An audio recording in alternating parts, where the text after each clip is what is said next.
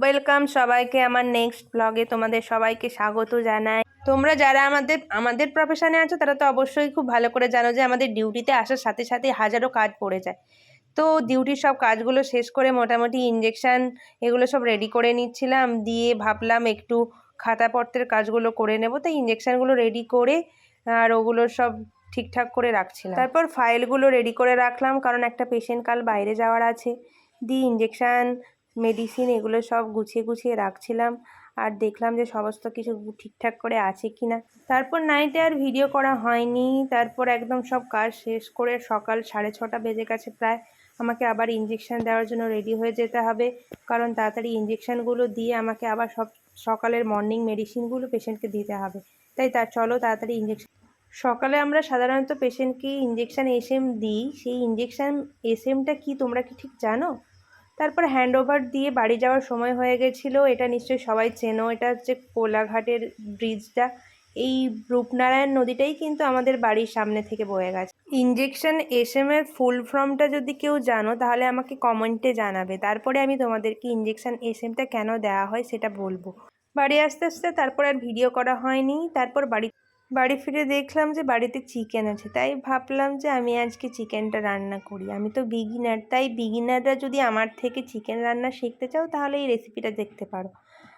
চিকেনে তুমি অল্প পরিমাণ মতো ভালো করে ধুয়ে নিয়ে তারপর অল্প সর্ষের তেল দেবে, নুন দেবে, টক দই দেবে, হলুদ দেবে, জিরে গুঁড়ো, ধনে গুঁড়ো, সেগুলো সব দিয়ে ভালো করে দিয়ে তারপর ভালো করে চিকেনটাকে মাখিয়ে নেবে। মাখিয়ে নিয়ে প্রায় 1 ঘন্টা আধ ঘন্টার জন্য ম্যারিনেট করে রাখবে। ম্যারিনেট করে নিলে চিকেনটার টেস্ট অনেক ভালো হয়, আর চিকেনের মধ্যে নুন ঝাল এগুলো সব ভালো মতো ঢুকে যায়।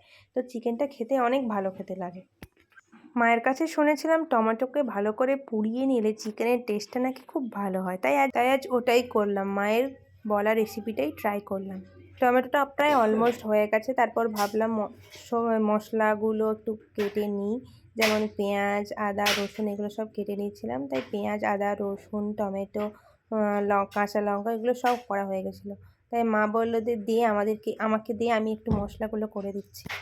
মশলাগুলো করার পরে কড়াতে পরিমাণ মতো তেল দিয়ে লঙ্কা দিয়ে রসুন পেঁয়াজ এগুলো দিয়ে ভালো করে কষাতে হবে।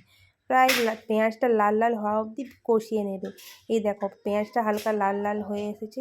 আচ্ছা, তোমরা কি জানো উনুনে লোহার কড়াইতে রান্না করলে চিকেনটা কিন্তু আরও বেশি টেস্ট হয়? বাট তোমরা সবসময় তো আর উনুন পাবে না আর লোহার কড়াইও পাবে না। কেউ হোস্টেলে থাকলে সে তো আর সেরকম পাবে না, তাই সে সেরকম করেই রান্না করো। ও মাঝখানে তো বলাই হয়নি, আমি একটু আদা দিয়ে দিয়েছিলাম। তাই আদা দিয়ে একটু চিকেন মশলা দিয়ে বাকি যে গুঁড়ো মশলা হয় হলুদ, লঙ্কা, জিরে গুঁড়ো, ধনে গুঁড়ো এগুলো সব মিশিয়ে ভালো করে হালকা জল দিয়ে মিশিয়ে সব মশলার সাথে দিয়ে দিয়েছি। মশলার সাথে দিয়ে ভালো করে নাড়াচাড়া করে নিতে হবে। নাড়াচাড়া করে নিয়ে যখন দেখবে যে মশলাটা থেকে পুরো তেলটা ছেড়ে ছেড়ে আসছে, এই রকম যখন দেখবে যে হালকা মশলা থেকে তেলটা পুরো ছেড়ে ছেড়ে আসছে, তখন ভাববে যে মশলাটা প্রায় হয়ে গেছে, পুরো কুকড হয়ে গেছে। আর আমার বাবা একটা কথা বলতো যে পেঁয়াজগুলো যখন গলে গলে যাবে না তখনই ভাববে যে মশলাটা হয়ে গেছে। তারপর চিকেনটা দিয়ে দেবে মশলাতে। চিকেনটা দিয়ে নাড়াচাড়া করে ভালো করে চাপা দিয়ে রাখতে হবে। বেশ অনেকক্ষণই চাপা দিয়ে রাখতে হবে, কারণ চাপা না দিলে চিকেনটা ভালো করে সেদ্ধ হবে না। তাই চাপা দিয়ে ভালো করে রেখে অনেকক্ষণ পরে দেখবে চিকেনটা থেকেও এরকমভাবে হালকা হালকা তেল ছেড়ে আসছে। তেল ছেড়ে এলেই বুঝতে পারবে যে চিকেনটা হয়ে গেছে। তারপর সেদ্ধ করা আলু আমি দিয়েছি, কারণ আমি আলুটা ভাজা খেতে অতটা বেশি পছন্দ করি না। তাই সেদ্ধ করা আলুটা দিয়ে ভালো করে নাড়িয়ে চাড়িয়ে আরও কিছুক্ষণ চাপা দিয়ে রাখবে। তারপরে দেখবে যে চিকেনটা একদম লাল লাল হয়ে গেছে, চিকেনটা থেকে পুরো লাল লাল করে একটু তেল ছাড়ছে, তখনই বুঝতে পারবে যে চিকেনটা হয়ে গেছে। চিকেনের সাথে রায়তার কম্বোটা কিন্তু সত্যিই খুব টেস্টি ছিল। তাই নেক্সট ভিডিওটা দেখার জন্য সবাই আমার চ্যানেলটা সাবস্ক্রাইব করো, ফলো করো আর বেল আইকনটা অবশ্যই ক্লিক করো।